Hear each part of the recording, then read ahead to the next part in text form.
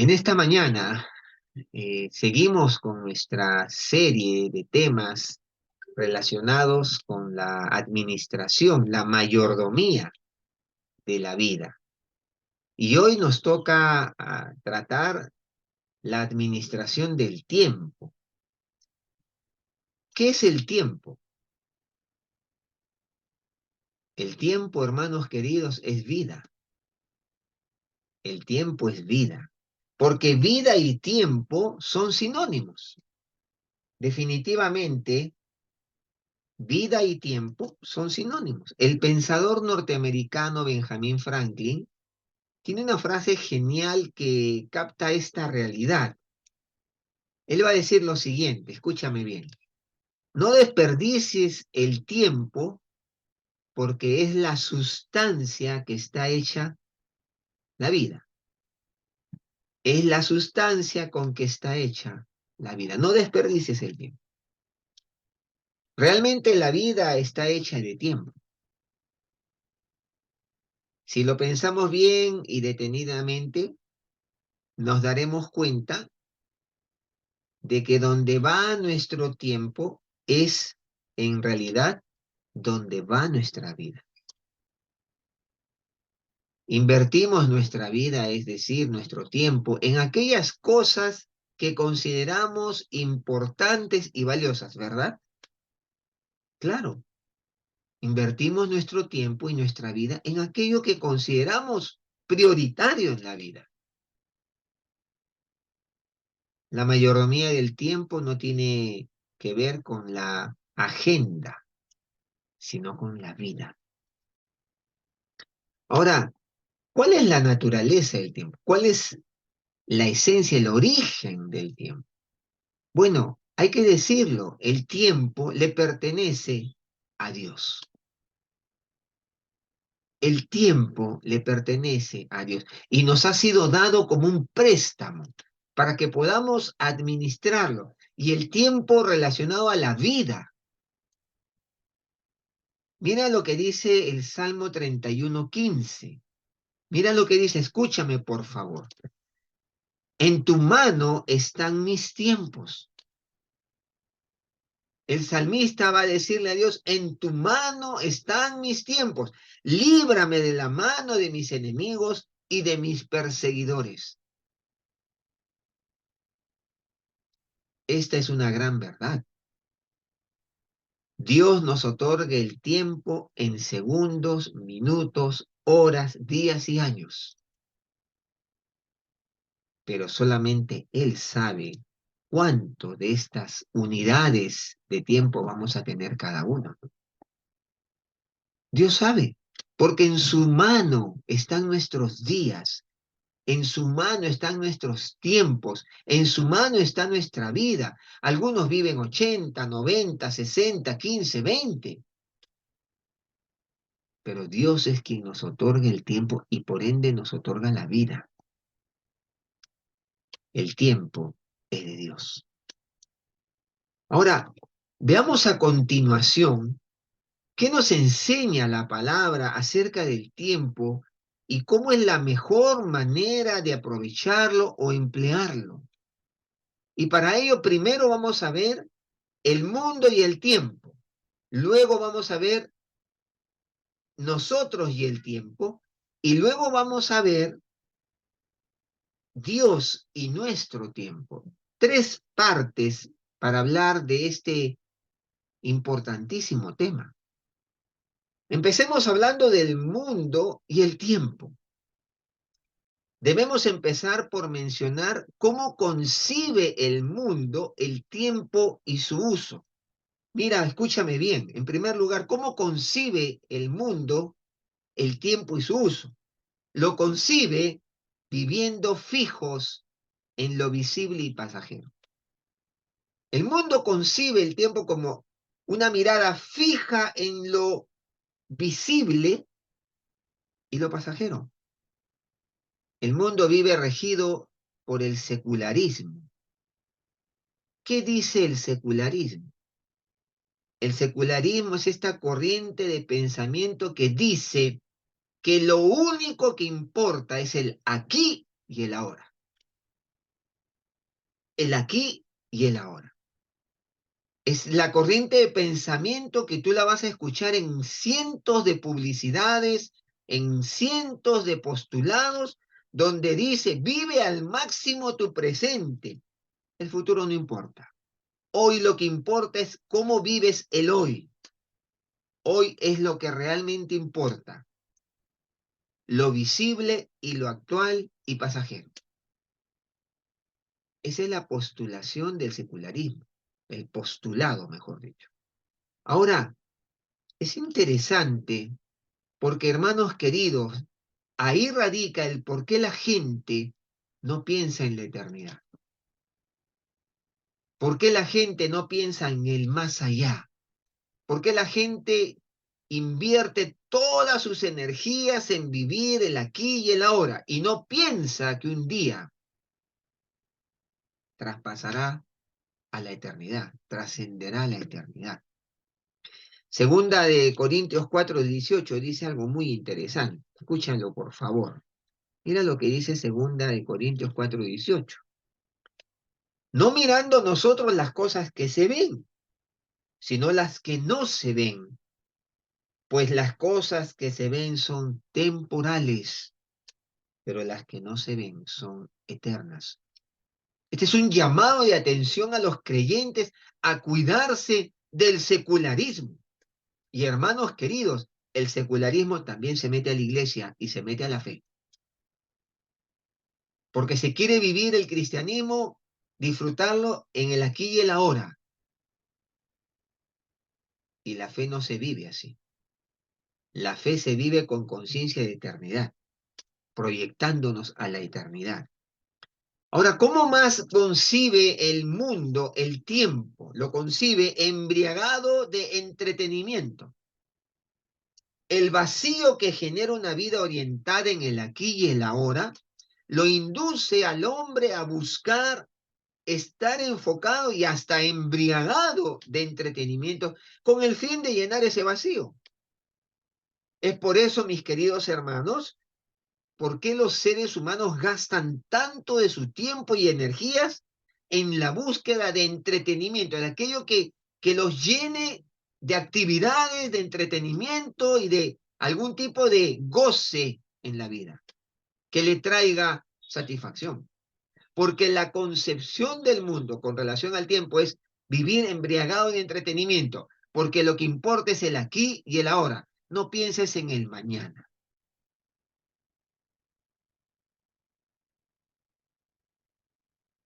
Pero, ¿esto qué genera? Esto decanta en un descontentamiento final. Porque el resultado, ¿cuál es? Frustración, descontento, más vacío y sin sentido.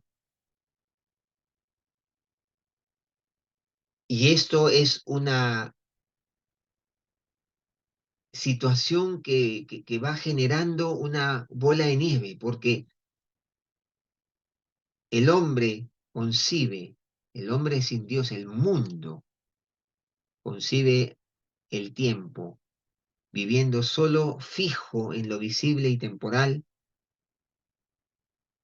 y esto genera una búsqueda de lo presente y lo demás no importa, y esto lo lleva a tratar de vivir embriagado de entretenimiento porque el vacío es tan grande que hay que llenarlo. Y finalmente un descontentamiento terrible, frustración, una crisis existencial. Así es como concibe el mundo el tiempo. Ahora, ¿qué de nosotros y el tiempo? Mira, es interesante lo que la palabra de Dios enseña con relación al tiempo. Vamos a Eclesiastés. El libro de Eclesiastés, escrito por Salomón en el Antiguo Testamento, se encuentra después de Proverbios. Mira lo que dice Eclesiastés en el capítulo 3, verso 11. Tremendas palabras del sabio Salomón. Eclesiastés, Eclesiastés 3:11. Mira lo que dice. Todo lo hizo hermoso en su tiempo. ¿Quién? Dios. Todo lo hizo Dios hermoso en su tiempo. Y mira lo que sigue. Y ha puesto eternidad en el corazón de ellos, sin que alcanzase o sin que alcance el hombre a entender la obra que ha hecho Dios desde el principio hasta el fin. Mira lo que dice la palabra con relación a nosotros y el tiempo.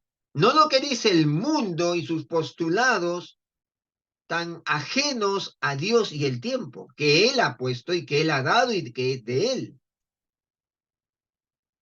¿Qué dice acá? Que Dios hizo todo hermoso en su tiempo y ha puesto eternidad en el corazón de ellos sin que alcance el hombre a comprender lo que Dios hizo en el principio hasta el fin. Entonces, ¿qué es lo primero que debemos entender con relación al tiempo? Nosotros, que hay eternidad en el corazón del hombre.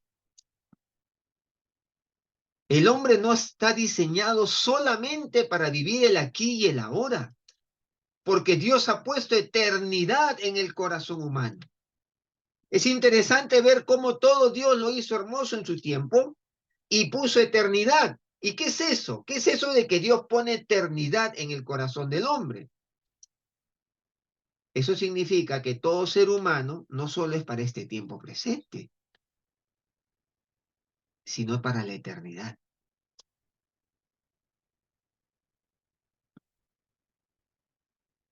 Esto tiene que ver con el hecho de que todos tenemos una conciencia interna en nuestra vida de que sabemos que la vida no termina aquí, sino que sigue hacia la eternidad, hacia aquello que no podemos comprender, que no logramos entender en su total dimensión, pero sabemos que hay algo más allá.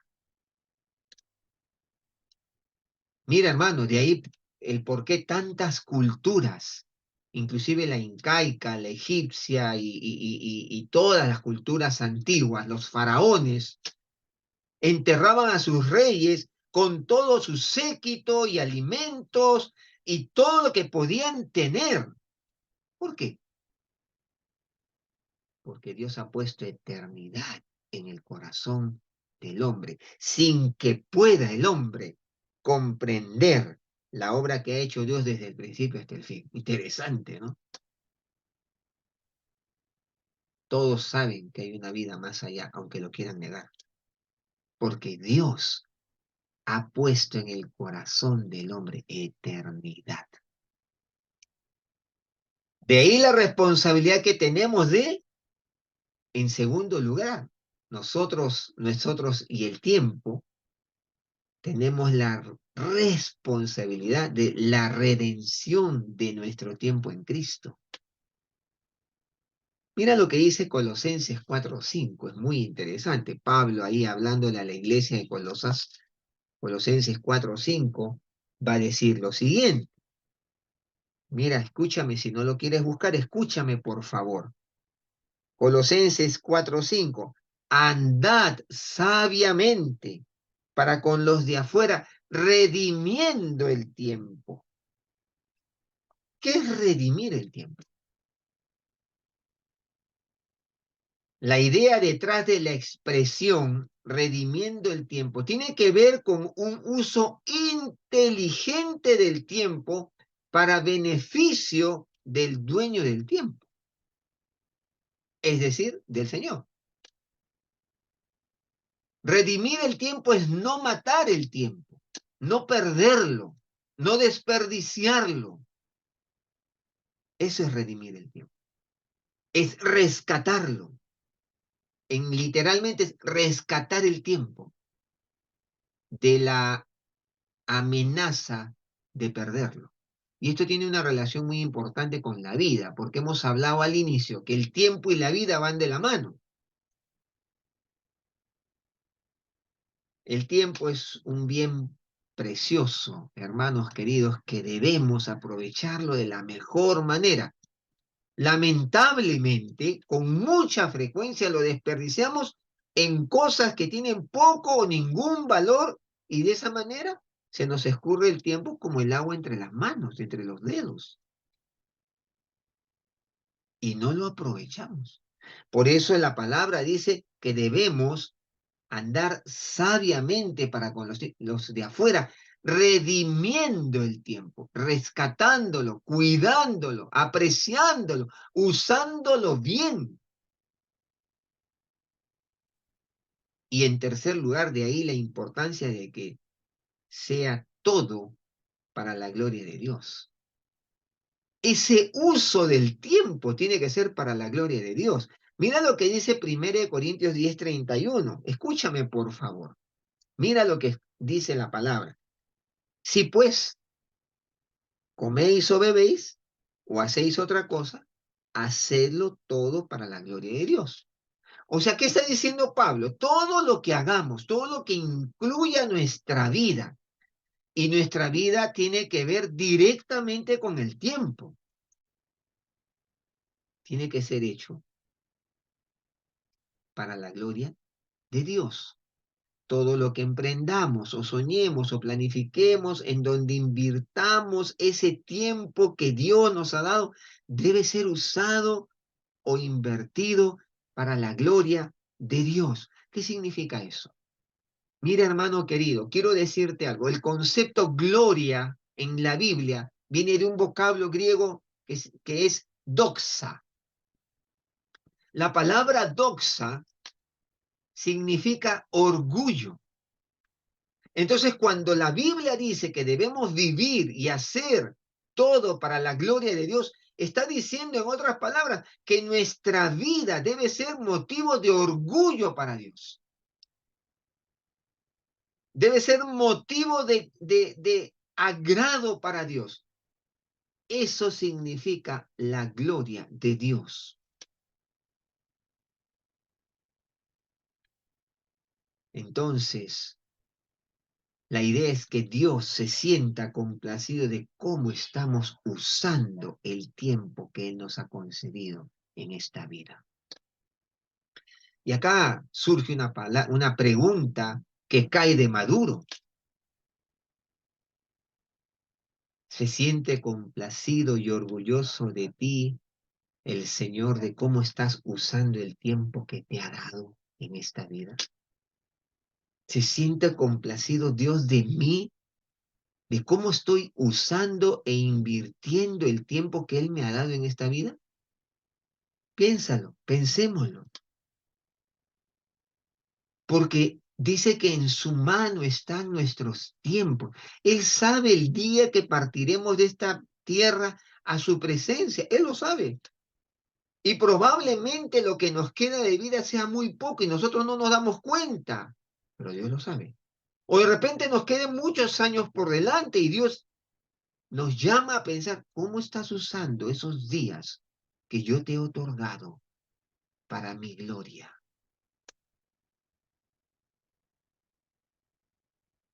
Finalmente, veamos ya no solamente el mundo y el tiempo, cómo lo concibe, no solamente nosotros y el tiempo de Dios, sino Dios y nuestro tiempo. Interesante. ¿Qué piensa Dios y de nuestro tiempo? Mira lo que dice el Salmo 90:12. ¿Cómo espera Dios que usemos nuestro tiempo o que vivamos nuestra vida? Porque claro, podemos quedarnos con la reflexión, pero la palabra nos muestra y nos enseña cómo quiere Dios que usemos nuestro tiempo o que vivamos nuestra vida. ¿Cómo contar correctamente nuestros días? El Salmo 90:12 dice en una oración de súplica de Moisés, varón de Dios, él va a decir, enséñanos de tal modo a contar nuestros días que traigamos al corazón sabiduría. Qué tremenda plegaria de Moisés. Enséñanos a contar de tal manera nuestros días que traigamos al corazón sabiduría. ¿Sabes lo que está diciendo Moisés aquí? Señor, que yo mi día a día lo viva de una manera tal que mi corazón aprenda sabiduría a manejarse como debería de ser, a no desperdiciar el tiempo, a no desperdiciar la vida en las banalidades del mundo. ¿Cómo contar correctamente nuestros días? Vamos a Efesios 5:15. Ahí el consejo de Pablo. Efesios, vamos a Efesios porque ahí vamos a meditar en este pedazo, esta parte. Efesios 5:15 al 17 nos da las pautas de cómo vivir correctamente nuestros días. Mira lo que dice Pablo, 5:15 de Efesios. Mirad pues con diligencia cómo andéis, no como necios, sino como sabios, aprovechando bien el tiempo porque los días son malos. Por tanto, no seáis insensatos, sino entendidos de cuál sea la voluntad del Señor. En primer lugar, cómo contar correctamente nuestros días, cómo traemos sabiduría al corazón. Bueno, teniendo cuidado de cómo andamos. En otras palabras, no andar desperdiciando el tiempo en cosas sin sentido ni propósito. ¿Por qué? Porque los días son malos. Estamos viviendo días peligrosos, tiempos riesgosos, tiempos en donde Dios quiere mostrarse, pero el infierno también. Se nos dice que no debemos ser insensatos ni andar como necios. Dice, por tanto, no seáis insensatos. Debemos andar no como necios. Ahora, el aprovechamiento del tiempo o de la vida se da cuando evitamos la necedad y la insensatez. Entonces, si eso es así, definamos qué es ser necio. El diccionario define al necio como un imprudente o falto de razón, como aquel que es ignorante y que no sabe lo que debe o podría hacer. Ahí está, un imprudente, falto de razón, ignorante, que no sabe lo que debe o puede hacer. Ahora, eso dice el diccionario. ¿Qué dice la escritura en cuanto al necio? Dice la palabra que el necio es aquel que no ordena su vida conforme a los propósitos y enseñanzas de Dios. Tanto el libro de los Salmos como el de Proverbios están plagados de referencias al necio y al sabio. Ahora, ¿quién es el sabio? El sabio, en contraposición al necio, es aquel que ordena su vida conforme a los propósitos del Señor. Ahí está. El necio y el sabio son la antítesis uno del otro. El sabio es la antítesis del necio y el necio es la antítesis del sabio. El sabio ordena su vida conforme a los propósitos del Señor. Ahora, por otra parte, el diccionario define al insensato como aquel carente o deficitario de entendimiento, mientras que el necio es un imprudente, falto de razón, ignorante. El insensato no entiende, no entiende. Ahora, ¿cómo contar correctamente nuestros días? Teniendo cuidado de cómo andamos. En segundo lugar, entendiendo la voluntad de Dios. Entendiendo la voluntad de Dios. El punto central de este pasaje que hemos leído acá en Efesios 5:15 al 17 es la comprensión de cuál es la voluntad de Dios. Dicho de otro modo, es esta comprensión la que nos permitirá ciertas cosas de suma importancia. Primero, conocer y entender la voluntad de Dios nos permitirá el aprovechamiento del tiempo o de la vida. Primer punto, aprovechamiento del tiempo o de la vida. Nos permitirá evitar la necedad y la insensatez que según este pasaje de Pablo caracterizan la vida, el tiempo de aquellos que desconocen la voluntad de Dios. Interesante. El que desconoce la voluntad de Dios va a caer en la necedad y la insensatez. Pero el conocimiento de la voluntad de Dios nos guardará de la necedad e insensatez. Pero en tercer lugar, el conocimiento de la voluntad de Dios nos permitirá poder vivir con sabiduría. Y hermano querido, acá está el centro de la enseñanza de Pablo, cuando él dice, mirad con diligencia, pues cómo andéis, no como necios, sino como sabios, aprovechando bien el tiempo, porque los días son malos, por tanto no seáis insensatos, ni sino entendidos de cuál sea la voluntad de Dios. Ahí está el meollo de la vida. Si para ser un buen mayordomo de la vida hay que conocer y entender la voluntad de Dios, ¿cuál es esta voluntad de Dios entonces? ¿Conoces la voluntad de Dios? ¿Conozco yo la voluntad de Dios? Y para poder contestar, debemos de referirnos necesariamente al capítulo 5 de la epístola de Pablo a Efesios y ir al versículo 1. Mira, vuelve tu mirada al versículo 1 de Efesios 5, donde Pablo afirma y dice, sed pues imitadores de Dios como hijos amados.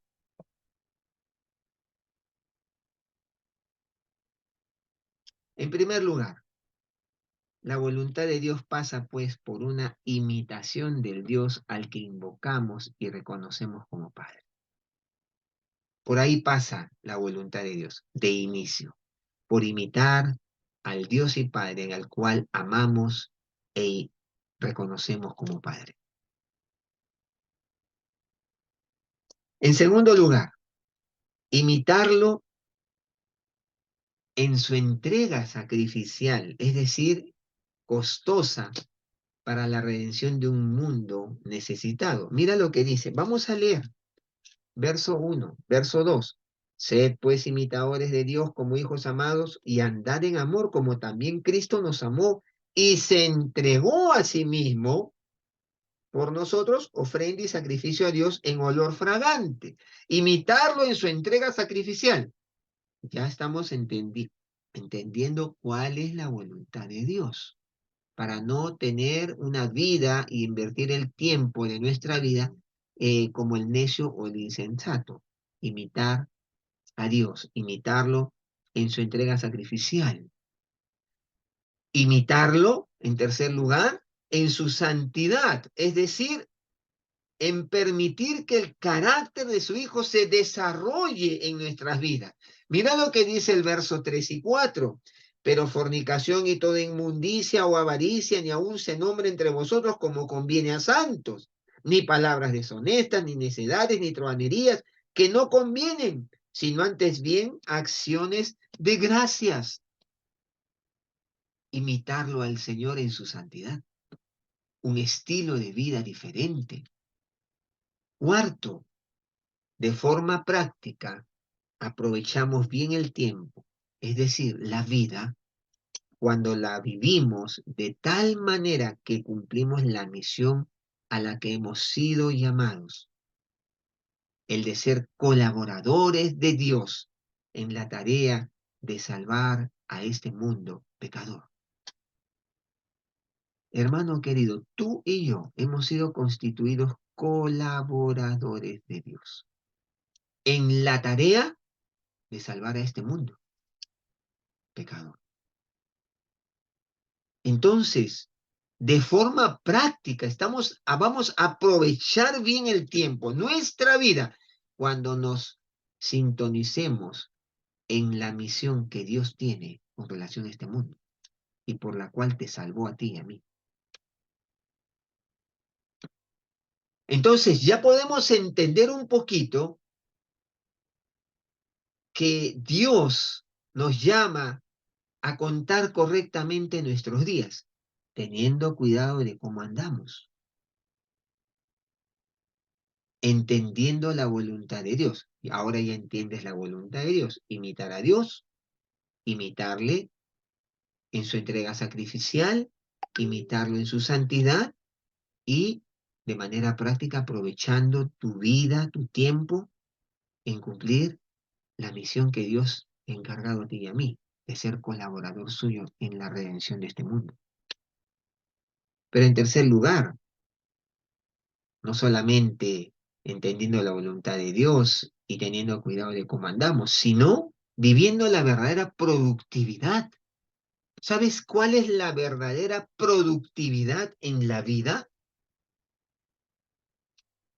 Mira, de manera práctica, aprovechamos bien el tiempo, aprovechamos nuestra vida cuando la vivimos de tal manera que cumplimos la misión a la que hemos sido llamados. Ya te lo he dicho, colaborar con Dios en esa tarea de salvar al mundo pecador.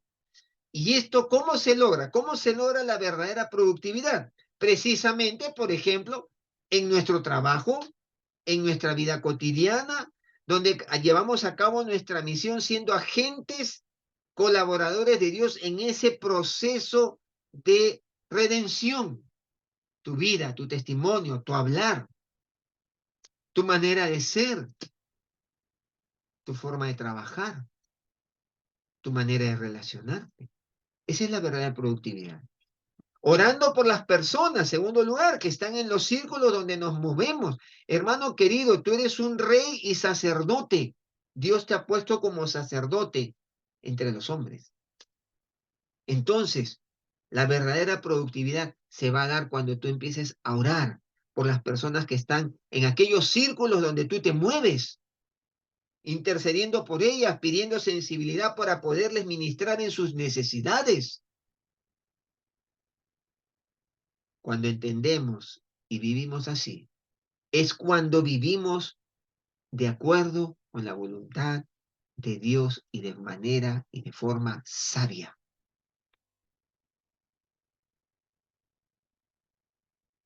Y es así como vivimos la verdadera productividad, aprovechando bien el tiempo. Pero hay un tercer elemento dentro de esta verdadera productividad. De forma práctica aprovechamos bien el tiempo, aprovechamos nuestra vida cuando invertimos una parte de nuestro tiempo para acercarnos más a Dios por medio de las disciplinas espirituales.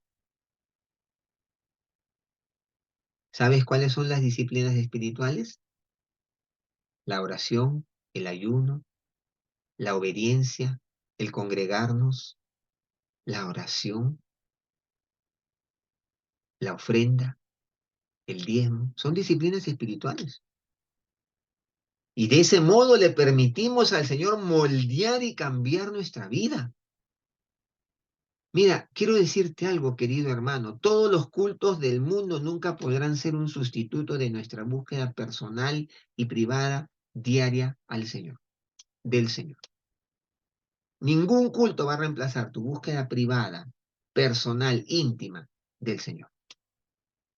Del mismo modo que todo conocimiento bíblico del mundo nunca podrá compensarnos de su puesta en práctica. Podrás tener la cabeza llena de conocimiento, pero si no lo vives, no vale. Entonces, la verdadera productividad se va a dar en el día a día, se va a dar en nuestra vida de oración, intercediendo por otros. Y cuando invertimos tiempo para acercarnos a Dios cada día, buscar de su presencia, buscar de su plenitud, ahí está la verdadera productividad. Quiero dejar contigo algunos consejos prácticos. Mira, hermano, si tú quieres invertir tu tiempo y tu vida de manera sabia, como dice la palabra, haciendo la voluntad de Dios, te voy a dar algunos consejos. Crea tiempo para pasarlo con Dios. No puedes pasar la vida sin buscar a Dios. El lenguaje es engañoso. Utilizar la expresión no tengo tiempo es usar un lenguaje de eludir la responsabilidad. Hermano querido, el tiempo te lo ha dado Dios. La Biblia es clara. Hay tiempo disponible, el tiempo no se encuentra, el tiempo se crea para hacer las cosas. Uno busca el tiempo en base a sus prioridades. ¿Cuál es tu prioridad en la vida? En segundo lugar, pon en primer lugar las cosas primeras. Debemos tener una clara visión de cuáles son las prioridades a la luz de las Escrituras. Recuerda, Dios tiene que tener el primer lugar. No esperes que Dios te pida a tu Isaac para que le demuestres que Él es primero. ¿Te acuerdas de Abraham? Dios le pidió a Isaac. No esperes que Dios te pida un Isaac en tu vida. Huye del engaño que afirma que la mayordomía del tiempo tiene que ver primeramente con las horas que dedicamos a actividades religiosas. Huye de ese engaño, ¿no? Que la mayordomía del tiempo es ver primeramente, tiene que ver con las horas que dedicamos a actividades religiosas. No es así, hermano. Tiene que ver primera y fundamentalmente con vivir nuestra vida a la luz de la voluntad de Dios. Recuerda eso, hermano. Tiene que ver fundamentalmente con vivir nuestra vida a la luz de la voluntad de Dios, imitándole una vida sacrificial, una vida santa,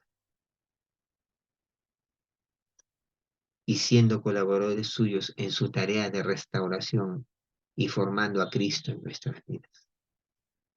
Por último, usa de manera correcta el día de reposo. Hay un día a la semana que tú descansas.